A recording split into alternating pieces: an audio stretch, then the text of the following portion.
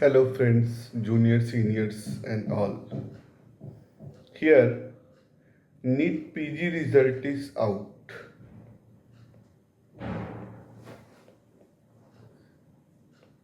यहाँ पे जितने भी नॉर्मलाइजेशन और ये सब चीज़ें हुई और जो सब कुछ भी है, एक detailed full file is circulating over the net. With that file, you can also find on my Telegram channel.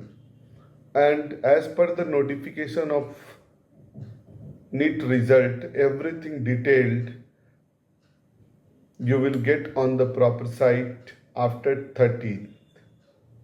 38th of this month.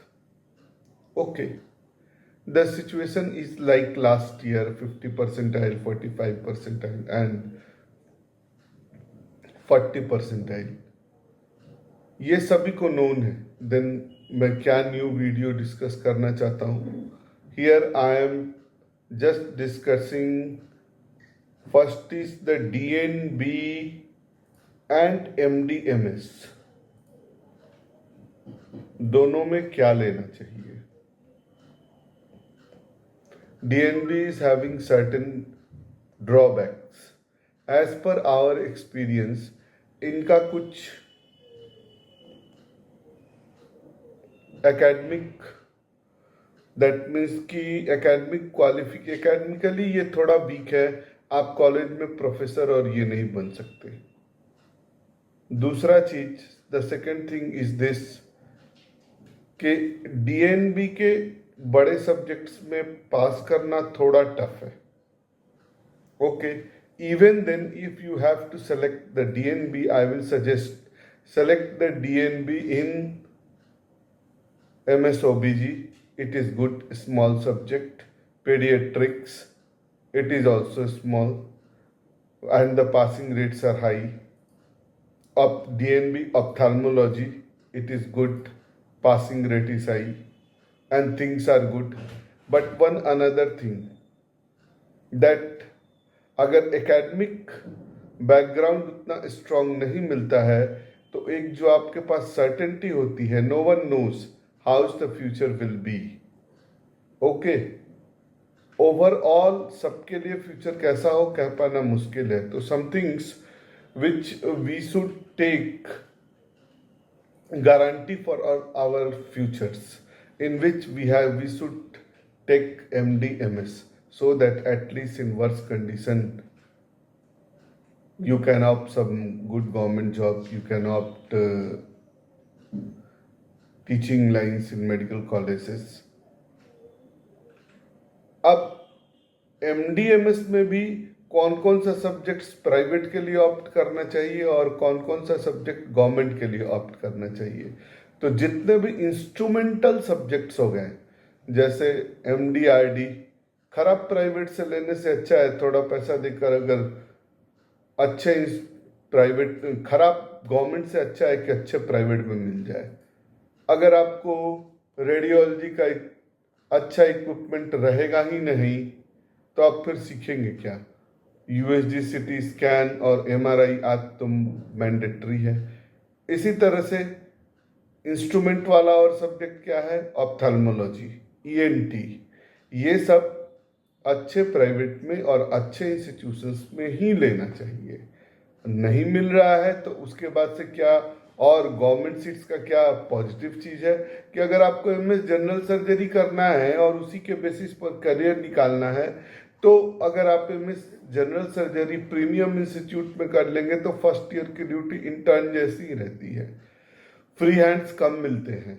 तो MS जनरल सर्जरी जितना रिमोट एरियाज में गवर्नमेंट का कॉलेज हो, कॉलेज का characteristic थोड़ा खराब भी है तो भी ले लेना चाहिए.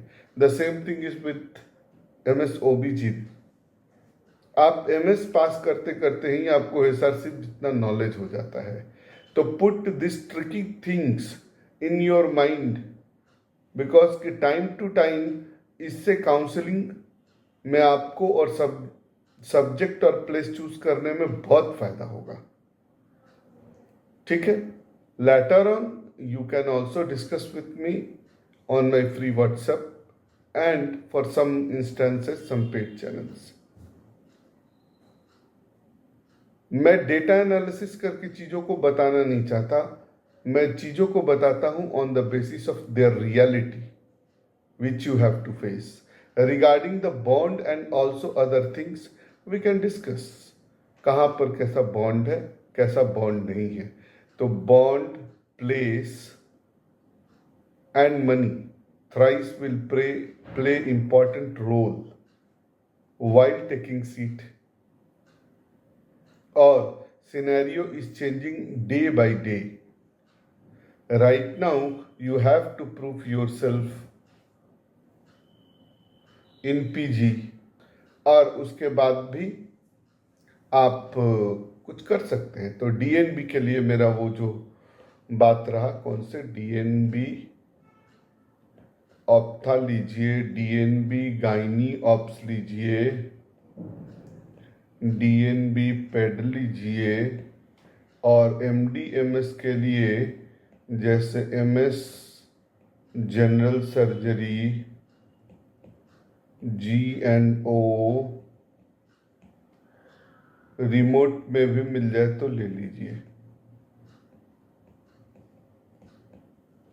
बाकी इंस्टीट्यूशंस में, गवर्नमेंट इंस्टीट्यूशन को आप ट्राई करें, प्रेफर दीजिए प्राइवेट से,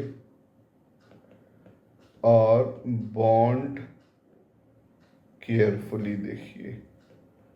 यही चीजें हैं. ओन सेटअप का आजकल जमाना है, उसमें भी हम बहुत सारा आपको हेल्प बता देंगे लेटर ऑन, जब सब्जेक्ट्स एनालिसिस और मार्क्स और किसी को भी हायर के डिसाइड करना हो. तो मैं ये भी नहीं कहूँगा, ये मेरा पर्सनल एक्सपीरियंस है कि आंख बंद करके NIRF रैंकिंग पे बेस करके कॉलेज डाल दीजिए, वैसा भी बिल्कुल नहीं है. Thank you.